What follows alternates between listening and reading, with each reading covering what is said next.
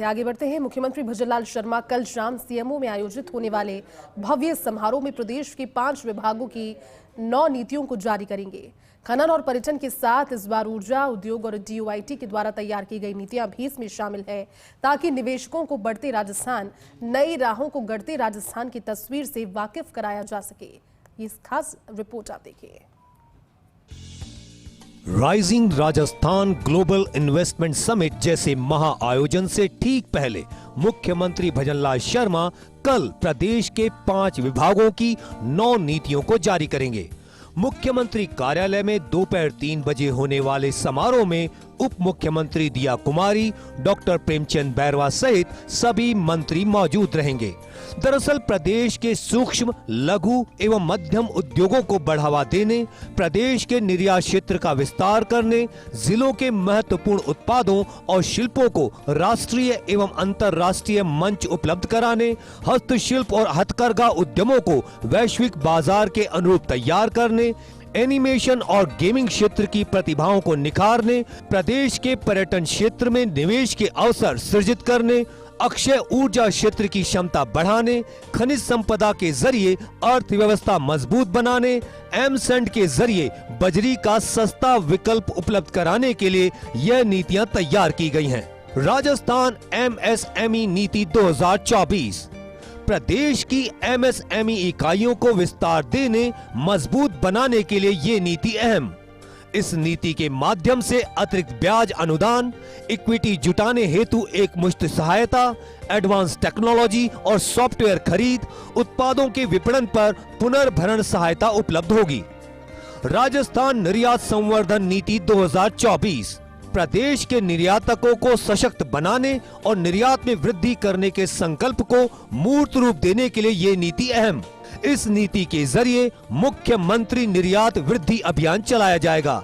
साथ ही अंतर्राष्ट्रीय trade fair, प्रदर्शनियों और बायर सेलर मीट में भाग लेने पर अनुदान सहायता मिलेगी। निर्यात में ई-कॉमर्स को प्रोत्साहन देने के लिए पुनर्भरण प्रावधान भी रखे गए। एक जिला एक उत्पाद नीति 2024 राज्य में सभी जिलों के विशिष्ट उत्पादों और शिल्पों को बढ़ावा देने के लिए ये नीति महत्वपूर्ण। एक जिला एक उत्पाद नीति 2024 को स्वीकृति मिलने से उत्पाद निर्माताओं, कृषकों, शिल्पकारों को बढ़ावा मिलेगा। इस नीति के तहत नवीन सूक्ष्म उद्यमों को मार्जिन मनी अनुदान सहायता मिलेगी। एडवांस टेक्नोलॉजी और सॉफ्टवेयर खरीदने, क्वालिटी सर्टिफिकेशन और IPR, राष्ट्रीय एवं अंतर्राष्ट्रीय आयोजनों में भाग लेने पर पुनर्भरण सहायता प्राप्त होगी। एकीकृत क्लस्टर विकास योजना प्रदेश के हस्तशिल्प, हथकरघा उद्यमों को प्रोत्साहन देने के लिए ये नीति अहम। एकीकृत क्लस्टर विकास योजना के माध्यम से प्रशिक्षण, कच्चा माल डिपो, सामूहिक उत्पादन प्रसंस्करण, उत्पाद टेस्टिंग सुविधा का विकास होगा। हस्तशिल्प, हथकरघा को ट्रेनिंग, मार्केटिंग, क्वालिटी सर्टिफिकेशन जैसी गतिविधियों के लिए आर्थिक सहायता, कच्चा माल डिपो संसाधन पर ब्याज अनुदान, CFC की स्थापना के लिए अनुदान सहित अन्य सुविधाएं दी जाएंगी। राजस्थान पर्यटन इकाई नीति 2024 राजस्थान में पर्यटन उद्योग को नई दिशा देने के लिए ये नीति गेम चेंजर साबित होगी। इस नई नीति में महत्वपूर्ण रूप से eco tourism unit, film city, heritage restaurant, hotel housing, indoor outdoor play zone, एकीकृत पर्यटन विलेज, मोटल वे साइड सुविधाएं, रिसोर्ट हाउसिंग, ग्रामीण पर्यटन इकाई और पर्यटन स्टार्टअप जैसी नई पर्यटन इकाइयों को जोड़ा गया। नई पर्यटन इकाइयों को रिप्स 2024 के तहत स्टाम्प ड्यूटी, कन्वर्जन चार्ज और डेवलपमेंट चार्ज में छूट मिलेगी। हेरिटेज होटल रेस्टोरेंट को रियायती दर पर बार लाइसेंस और 300 वर्ग मीटर से अधिक की हेरिटेज संपत्तियों को फ्री होल्ड पट्टे देने सहित कई महत्वपूर्ण प्रावधान। राजस्थान AVGC XR नीति 2024 राज्य में इस नीति के जरिए animation, visual effects, gaming, comics और एक्सटेंडेड रियलिटी के क्षेत्र में स्थानीय प्रतिभाओं को बढ़ावा मिलेगा। एनिमेशन फिल्मों, गेम्स एवं कॉमिक्स को उत्पादन अनुदान देने का प्रावधान किया गया।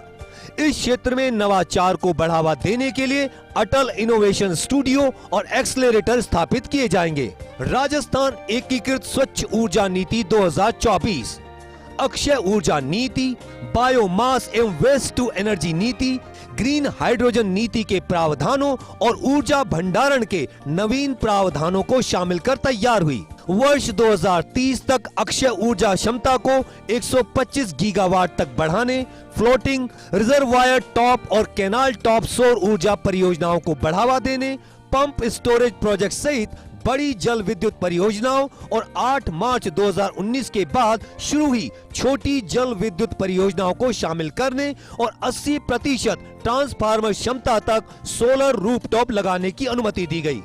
इस नीति में 2029-30 तक 10,000 मेगावाट क्षमता के पंप स्टोरेज प्रोजेक्ट, बैटरी ऊर्जा भंडारण परियोजनाएं BESS, हाइड्रो सहित ऊर्जा भंडारण परियोजना स्थापित करने का लक्ष्य रखा गया। BESS और ग्रीन हाइड्रोजन परियोजनाओं को रिप्स 2024 सहित विभिन्न प्रकार के लाभ एवं छूट देय होंगे। राजस्थान खनिज नीति 2024, इस नीति के आने से खनन उद्योगों को बढ़ावा, रोजगार और राजस्व में बढ़ोतरी सुनिश्चित होगी। इस नीति में खनिज ब्लॉक्स की प्री एम्बेडेड अनुमतियों के साथ नीलामी, जनजातीय क्षेत्रों में बिड सिक्योरिटी आदि करने और पोस्ट ऑक्शन सेल को मजबूत बनाने के प्रावधान किए गए।